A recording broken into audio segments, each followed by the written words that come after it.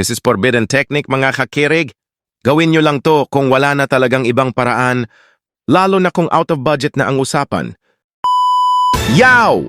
For today's video mga kakirig, gagawa sana ako ng 3-gang outlet pero naubusan ako ng 3-gang plate. At ang natira ay 1-gang na plate cover. Kaya ginawa kong 3-gang ang 1-gang plate para makagawa ako ng 3-gang outlet. Pasintabi po sa mga manonood natin dyan na mga perfectionist. Kung ang bidyong ito ay hindi ninyo gusto, skip nyo lang po para hindi kayo ma-stress. Pero welcome pa rin po kayong manood at mag-comment sa bidyong ito. This is forbidden technique mga kakirig. Gawin nyo lang to kung wala na talagang ibang paraan, lalo na kung out of budget na ang usapan.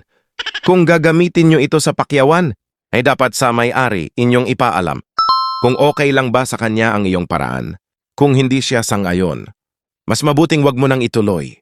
At mag-suggest na lang na bibili ng bago at kung sakaling siya ay sasang-ayon, dito mo na ito ma-apply. Una kung may original na plate ka pa, na pang 3-gang sukatin mo lang para makuha mo ang sukat kung hanggang saan ka pwedeng magtabas sa plate, pwede ka gumamit ng lagaring bakal o grinder.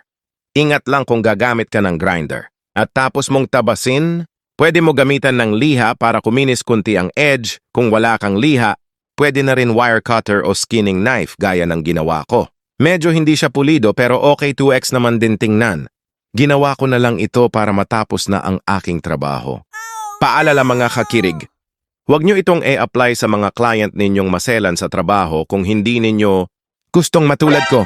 Last day ko na kasi sa trabaho ngayon kasi hindi nagustuhan ng client ang ginawa ko.